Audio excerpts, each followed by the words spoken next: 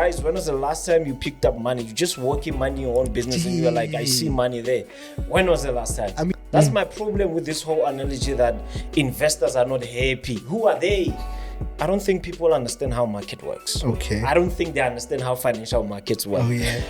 Now they're saying, no, Shell is going. Shell was going before the elections took place. What does genocide have to do with principle?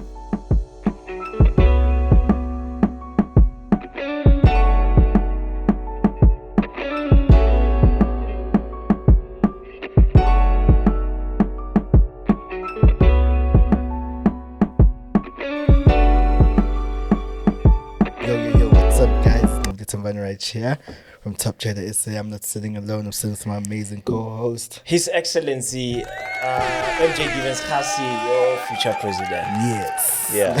Should I even say it after the elections? Is it safe for me to say I'm still the president? Oh, you will always be our president. I don't know. Irregardless, even if I'm under 40%. Yeah, nah, what's up, guys? We're back again. What's up, industry players? Trust all of you guys are good. We're not sitting alone, obviously. We're like, let's have Pips in the conversation as well. Yeah. Yeah, what's up, Pips? Pips doesn't want to say anything today. Pips, give the signal once. Before the end of the episode, Pips will give a signal for gold for gold? Yeah. Oh, okay. Yeah. Yeah, Pips has cards, eh? He chooses gold out of everything. Yeah, no, guys. Trust you guys are good. Trust you guys have been enjoying the past few episodes that we've been having. Yeah. How are you? Okay. Grand, sharp, healthy. Yeah. And yourself? Not sharp. I'm good, eh? I'm really good. I'm really relaxed right now. Yeah, just... Life is lifing. That's what I can say. Yeah, it's been very interesting past weeks with FMAS, with elections. Yeah, talking about elections, what's happening? Yeah, no, guys. Obviously, the biggest shocker. I don't think it was really much of a shocker, though. We all knew that. Let me not say all, but I think we all were in a position of knowing that the ANC would not get that 50%. 51%. Oh, 51. Oh, it's 51. It had to be 51. Even if it was 50. Even if it was 50, they still wouldn't make it. Well, good thing it wasn't, though. They would have looted that 1% from somewhere. I didn't say anything. Didn't say anything. No comment. Yeah, so obviously like I said, for some it wasn't a shocker. For some it was probably like the biggest shock of their lives, because for almost for 26 years they've been leading over above that 51%, obviously with the voting and all that. And people really came out to vote. People really came out to vote. I remember I sent you that one video of the area where we at. And that line was long. You know, when I saw that, and I think we had this conversation after you sent me that video, I was like, it's chai. Yeah. It's chai, because I looked at the type of people that were on the queue and I knew it's chai for the ANC. I was expecting that ANC would hit at least the 45%, 48% mark, but for them to go on 40%. That's embarrassing. It's by God's grace that they are even on 40. Because at some point they were on 39%. Oh, really? Yeah, they were on 39%. So God had to intervene there just to save them from the embarrassment, 40%. Sorry to interrupt today's episode, but I need to tell you a few things about Octa today. So guys, it's really important to be with a broker that has great trading conditions, and Octa has transparent trading conditions. Zero swaps, no commissions at all. This is what you get from Octa, which means more profits in your pockets for you.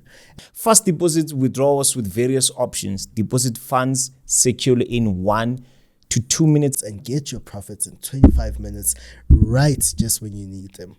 With a minimum deposit of $50, but if you're using a Visa card, it's only $25.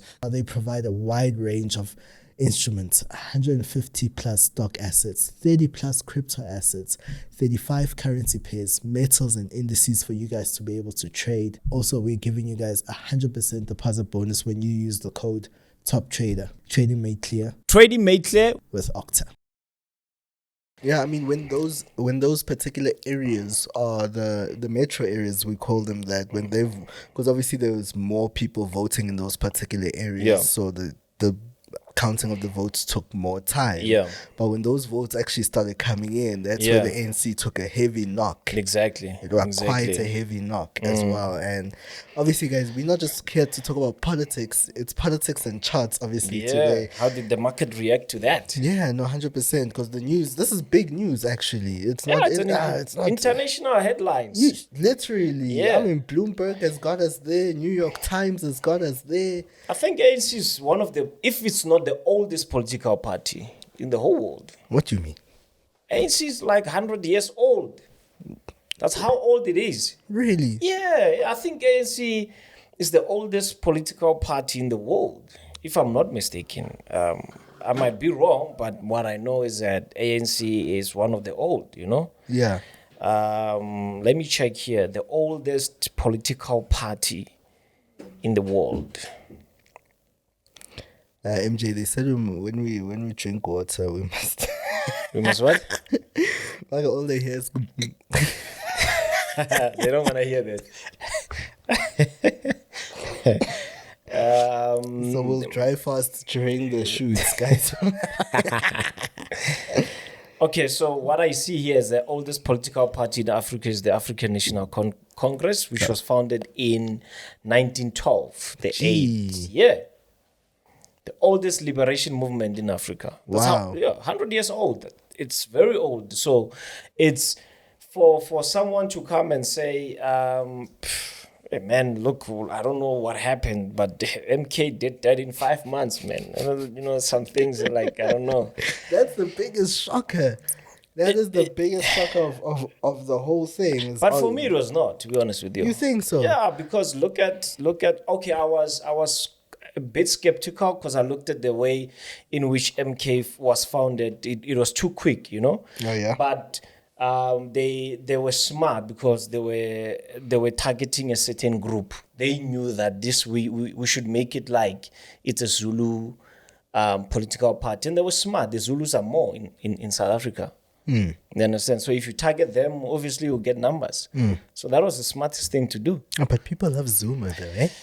People love Zuma, and I don't know. I don't know why they love Zuma. They have their reasons, but I think I don't think somebody can love you without having a reason. Some people, obviously, maybe they benefited out of what he has done. I mean, when you look at people that were affected by the HIV virus, Zuma played a huge part in it, because remember during the Thabo Mbeki era, he didn't want to give away the solution, which is the ARVs. Zuma came in as like, look, these things are going to be available to all for free. And ever since he came in, a lot of lives were saved. So I don't know, maybe some people feel like, no, we benefited, and some people feel like, you know, it's funny when you have a conversation with someone and says, during Zuma time, money was available. So I don't understand how that works, you know. Because some of us never saw that money. Some of us, we never you saw it, we never saw it. But yeah, I think money is scarce. When was the last time you picked up money, by the way? Picked up money? Interesting. Money that wasn't mine. Yeah, like you are just walking on the street and you pick up money. Gee. That was a long time ago. That's how scarce money is. I don't know, I might be the only one. I don't know if you're watching, guys. When was the last time you picked up money? You just working money in your own business and you're like, I see money there. When was the last time? I mean, does it count if you find money in your pockets from? No, it doesn't count, because that's your money. I'm talking about money that you had. You don't know anything about it. Even money that you find without in your pockets. I mean, randomly, it's not as easy as it used to be back then. Does it matter if you full margin an account? To me.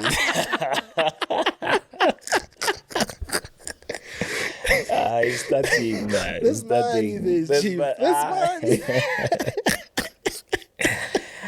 Yeah, interesting enough, we never find money on the streets anymore. We don't just pick up money. Because we used to do it and put across, remember?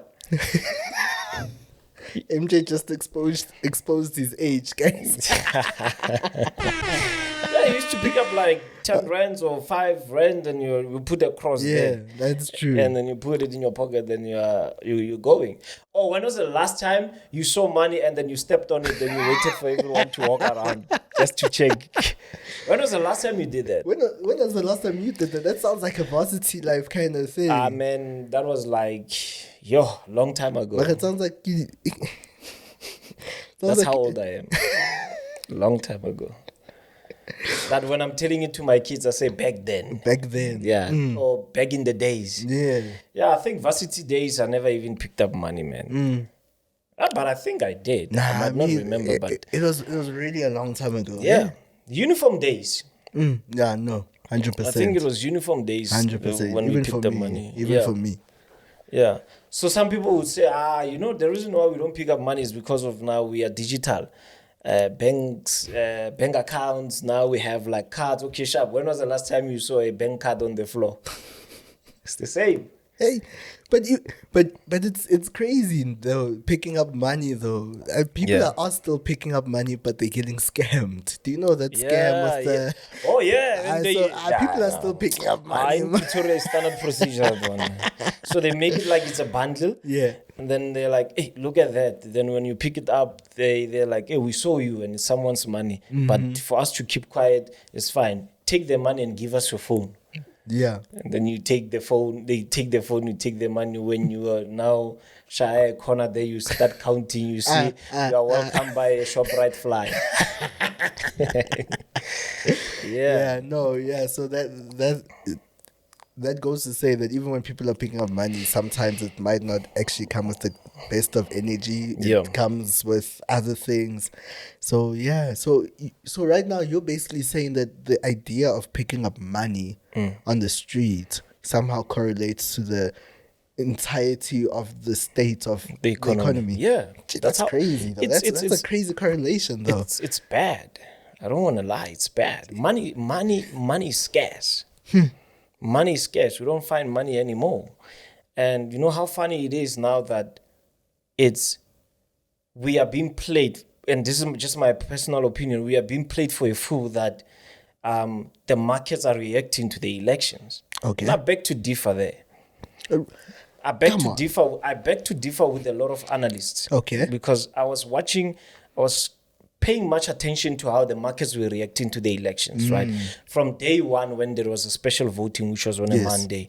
And many analysts were like, the rand is behaving like this and it's quite weak because of now in counting, the oldest liberation is about to lose. They're not going to hit 51% mark. Hence, you see the rand being weak. But when you look at it on the other side, my question will then be, during that time, during the 3 days we had these elections, do you know how strong the US dollar was? Okay. There was no elections in France. There was no elections anywhere in Europe. There was no elections in Great Britain during that time. But the dollar was still strong against that. So for me, it's not about how weak the ZAR was. It's about how strong the dollar was. Either way, it was inevitable. The dollar had to be strong because it was strong against major pairs. I mean, if the dollar is strong against the euro, which is the most traded pair in the world, what more the ZAR during elections? You understand? So I think the weaken, and some analysts were predicting, the ZAR is going back to, USD ZAR is going back to 19 rand, right? Yeah. And it's still sitting on 18 point something. It's at 18.9 today. Yeah. Some people were predicting if ANC loses and coalitions are coming into place, we're going to see this thing skyrocket. I don't think people understand how market works. Okay. I don't think they understand how financial markets work. Oh, yeah. The news normally react to the decision that has already been made. It's all about liquidity for me. The move that you will still see skyrocket, somebody must make money. Someone must make money. Do you think all these big speculators, they care about what is happening? They already know. So I don't think the rand was weak because of the elections. The rand was weak because of the dollar was strong against all major pairs. That's it. I don't think it had anything to do with it. Now, when you check the news, they are saying what? The rand is quite weak because of the coalition talks. They are closing. Investors, by the way. And who are those investors? Because even us as retail traders, we are investors. That's true. But again, now they're probably talking about it, the larger investors. But who are they? Why can't they come out and say, guys, this is what we're looking at? Who are they? Who are the investors? That's my problem with this whole analogy that investors are not happy. Who are they? If ANC goes, okay, fine. If ANC goes in coalition with MK or EFF, investors are going to go. Who are those investors? Now they're saying, no, Shell is going. Shell was going before the elections took place.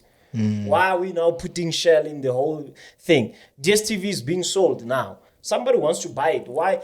It's like analysts always wants to, put a picture perfect story there to say, you see investors. Who are those investors? Why didn't they leave when ANC won 1994?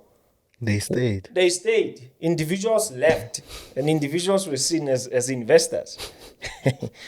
You understand?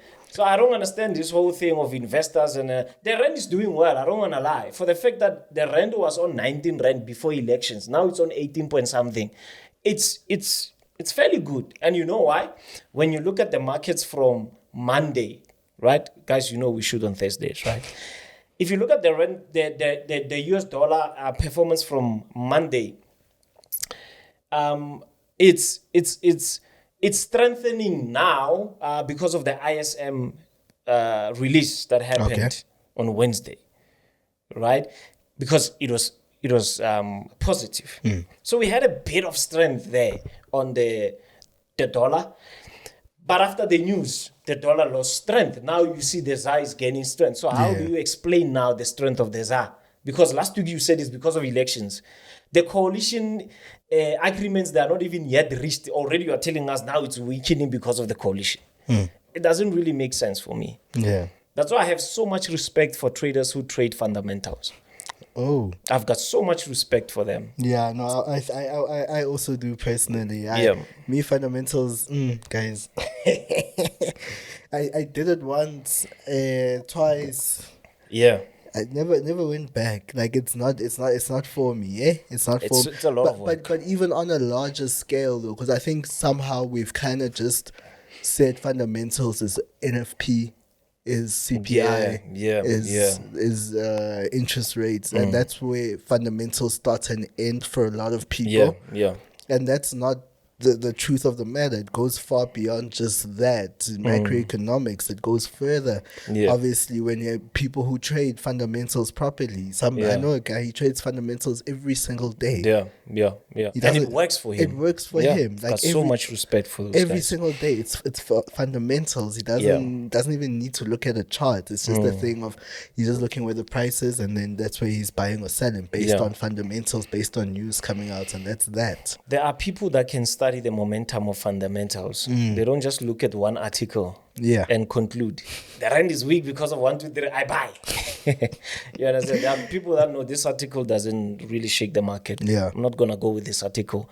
They read article by article, and they know within a week they've read so much about the economy of a certain country, they make a decision. Because people who trade fundamentals, they're more like economists.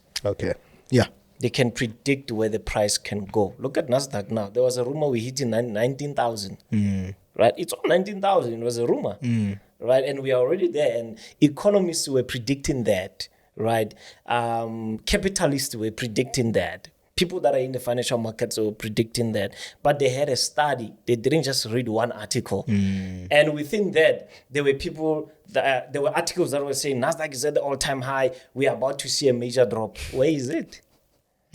So people need to be careful when they read these fundamentals. No, that's true. And I think especially when the market goes to lows, like the lowest points and goes to the highest points, people really, because I think it's this idea that this is the I think for a lot of people, when you look at the charts that's reaching higher highs, all-time highs, you look at it in a sense of you want to sell that point right there. You want to be known as a trader that caught this miraculous move.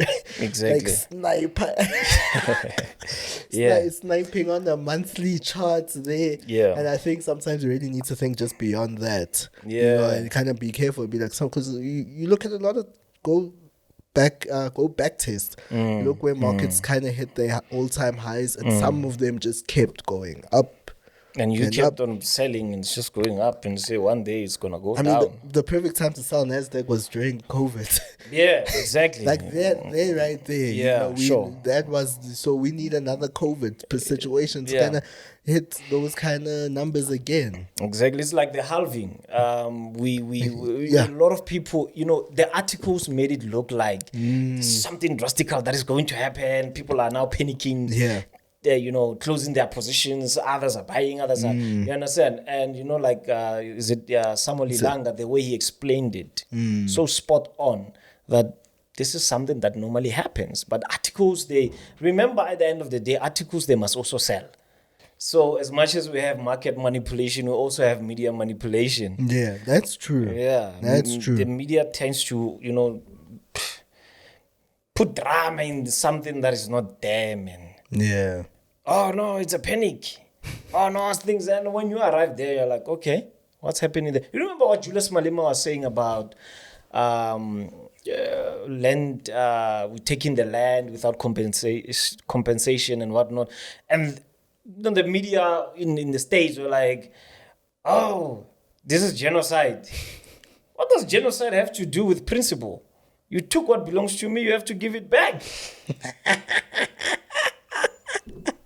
You understand? But the media now, through a certain narrative that people are being killed for their land, the media has a way, and they'll come in and say, remember the white, the farm mothers? Yes, yeah. We don't have a problem of farm mothers. We have a problem of meth in South Africa. Yeah, no, that's Why can't true. we say we have Kgasi mothers? Why can't we just make it as Kgasi mothers? There's mothers happening in Kgasi suburb, everywhere. But thing is, even the farm murders, it's something that happens.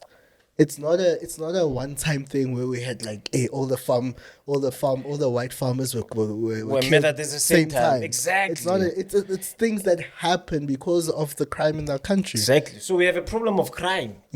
Let's put it like that. South Africa has a problem of crime. Yeah. We shouldn't make it as if it's an individual, you know, issues that we are having. If we want to be united, then let's agree that we all have problems. Yeah. Whether you are white, you are colored, you are black, you are what, we all have problems in our respective areas. In the suburbs there's a problem that one needs to deal with. In the Kgasi there, in the rural area, we all have problems. But the media has this type of, you know, I don't understand. Yeah, that's true. And makes people to pen. That's why some people, they don't. Myself, I don't. My wife likes news. And she likes news. I hope she's not watching this episode. And I don't. Yeah. At some point, I don't like watching news. I think I only watch news when it's important to do so. Yeah, I hardly actually interact with news that much. Can be negative at times. Yeah, no, news is...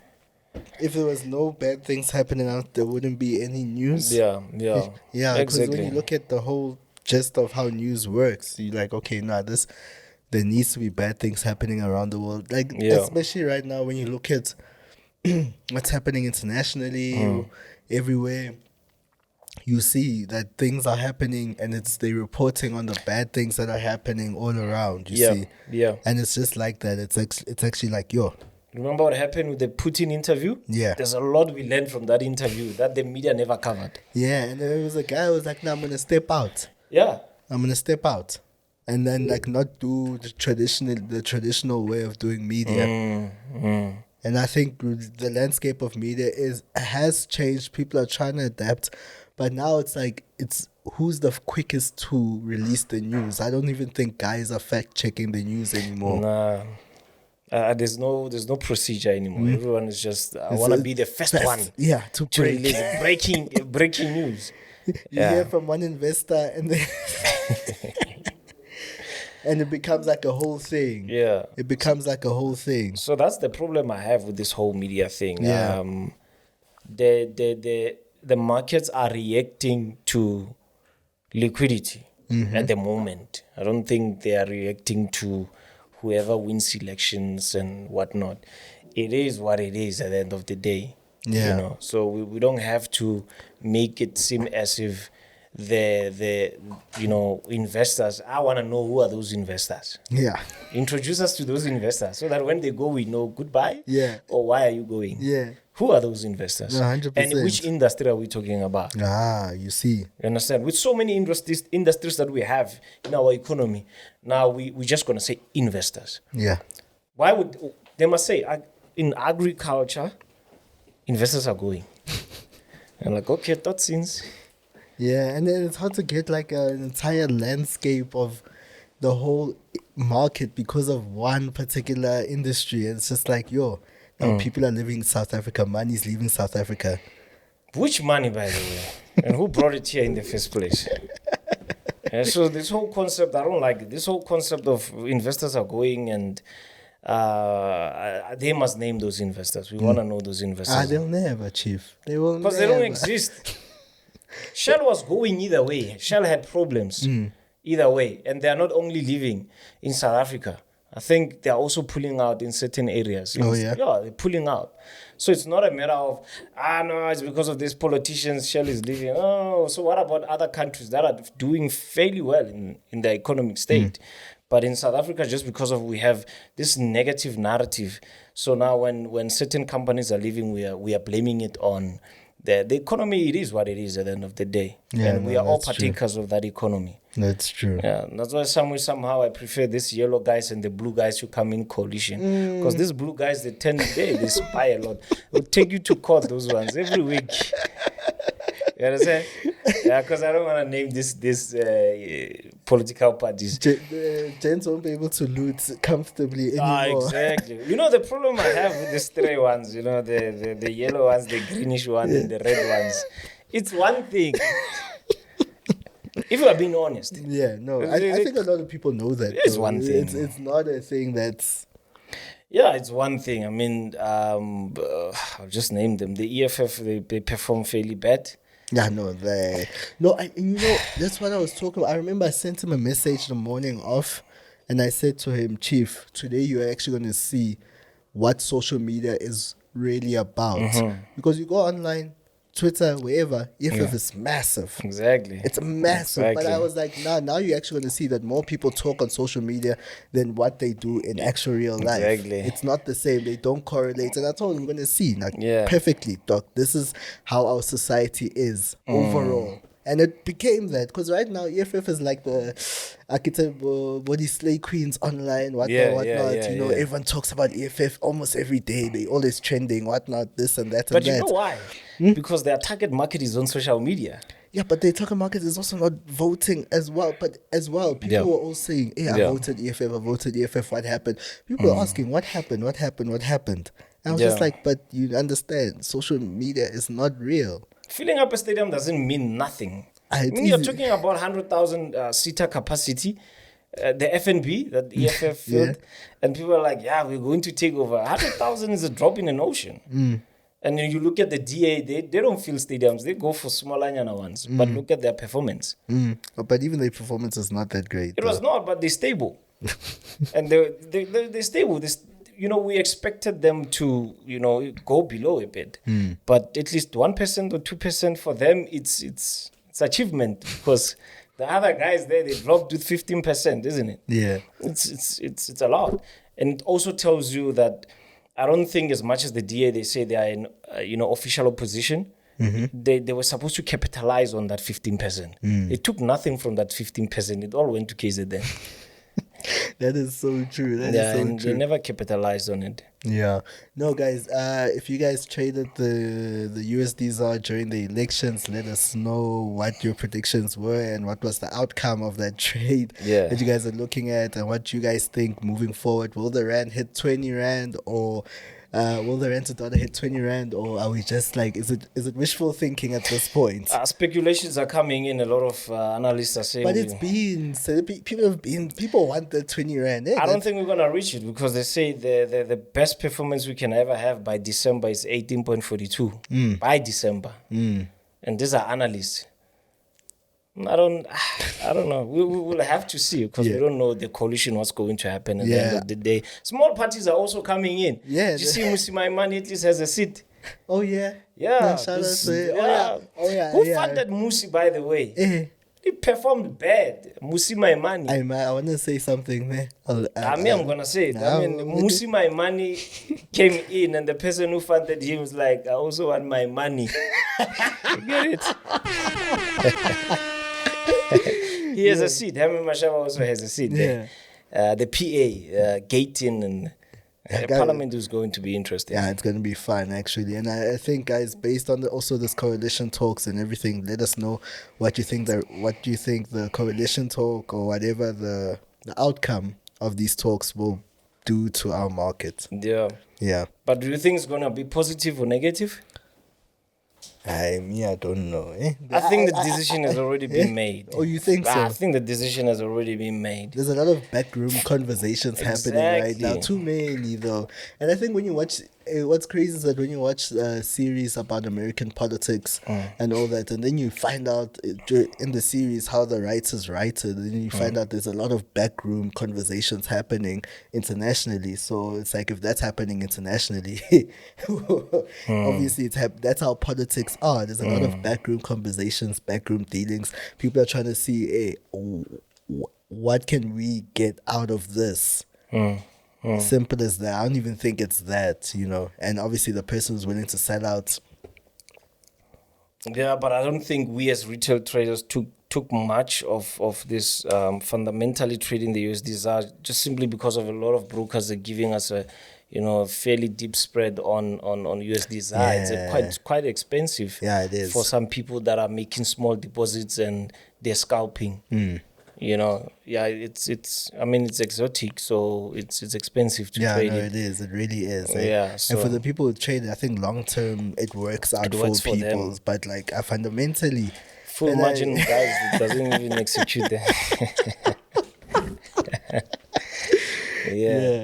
That's that. I don't know. That's that on my end. Yeah, let's see what happens, man. Let's form a new government, and hopefully we'll get something out of it. Yeah, no, I'm really looking forward to the future of... and stocks, people also want to know what happened to the stocks during the elections. Oh, yeah? The local stocks, JC. Guys, stay away from MTN.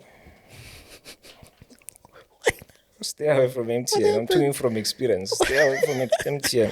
No, but I actually, my dad actually bought... I remember in 2018, was it 2016 or 2018? Yeah. He actually sold quite a significant amount of his to pay for a particular thing that we're having at home or whatnot. So it was like... He sold off his shares? The MTN one. The MTN ones. MTN ones? Yeah, because he had bought them years back, actually. And then we needed the money. I think he got my 20K around there, if I'm not mistaken. But I think he bought them around 1.5, but fairly cheap at the time. But around, I think it was 2018. Yeah, I think it was 2018 around the time. So I don't know, what's your beef? Selling off. Yeah. Yeah, MTN stocks are not doing well. All talking from experience. You sound like a man who's hurt. I am hurt. That's why I'm talking like this. Stay away.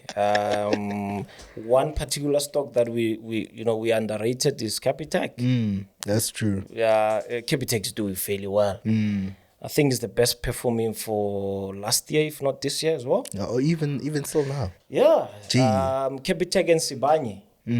Yeah, I think those are the things that why are they not coming out as well? But Capitec, MTN is having issues also internationally. In Nigeria they're facing issues, and but the shares are selling off. So I don't know what's the problem with MTN. Somehow we cannot get a grip on MTN. So I gave a signal. Yeah, it wasn't gold, unfortunately, guys. But I think South Africa, we need to get into the habit of investing in these shares, man, especially our own shares, because normally it's amazing how we Apparently, South Africa is the most is a country that trades Nasdaq like more than any other country in the world. For real? Yeah, That's I don't know how true it is, but someone told me that we trade Nasdaq like you know. We eat, sleep, breathe Nasdaq. Yeah, but I mean, we're talking of 100 companies there in the States. Why can't we have our own? Wait, you know? but in terms of numbers, but I don't think it's in volumes though. Can it be in volumes? No, in volumes. I'm telling you. I'm telling you. Make your research. Now I'm gonna go do my Nasdaq research. is the most. If we as South Africa, we trade Nasdaq in volumes more than any other country in the world, then I don't understand why it's not also fairly cheap in terms of spread. Do you understand what I'm asking? It's like volumes against. Are we trading the most volumes, or is it just a matter of we majority of South Africans are trading Nasdaq? Do you get what I'm asking? You mean in terms of you? Okay, Numbers, so when you say volume, so when you talk volumes, you understand that we speculate. Yeah, but also, okay. I think a lot of the guys who are trading are at the bottom, retail traders. Oh, okay. So if you're talking about, volume is in terms of speculation, meaning to say we've got most orders and we can speculate where the price will go. Yeah. No, obviously not. Obviously, come on, no. You see, that's what I was asking. Okay. Yeah, I agree with you. Obviously not. I mean, $25 minimum deposit won't speculate the market. It's $25. Some brokers are having $10 deposit now. $500. Are you serious? For real?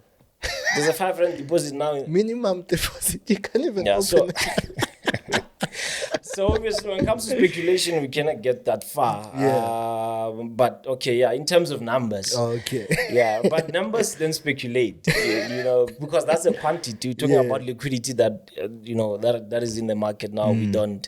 Oh, okay. We don't. We're No, we're still far. So we have a lot of traders, but, deposits are not coming in terms of, like you say, in volume. We don't have much money to make serious deposit to speculate direction. Yeah. I mean, we're hitting 19,000 now. You think South Africans? I'm sure for Nasdaq to hit that 19,000, South Africans are probably on the opposite. For every buyer, there must be a seller. So but let's get into the habit of trading these local companies. Some brokers are not bad in terms of spread. Trade. I think sometimes as South African we like trading too much because we don't want to wait for like 3:30 for this stocks to open. Yeah. Because during London, especially if it's New York stock based instruments, we don't want to wait for that 3:30. But if you are trading South African ones, at least anytime from 9 o'clock you're good to go. Yeah. So I think we should get into that on the JSE. Yeah, I mean 100%. Long-term investments as well. Remember the conversation we had with Simon Brown, yeah. I mean, holding a Capitec portfolio for how many years now? 15 years. But he made a blunder, but yeah. if he cashed out on time, he could have made a lot. That's true. Yeah, I wonder how stocks are performing after the elections. Yeah, no, guys. Yeah, that's that on my end. Anything on your side? I think that's about it, but I don't have anything to say. Pips, the signal. Pips has been quiet the whole episode. I don't know why he's doing that.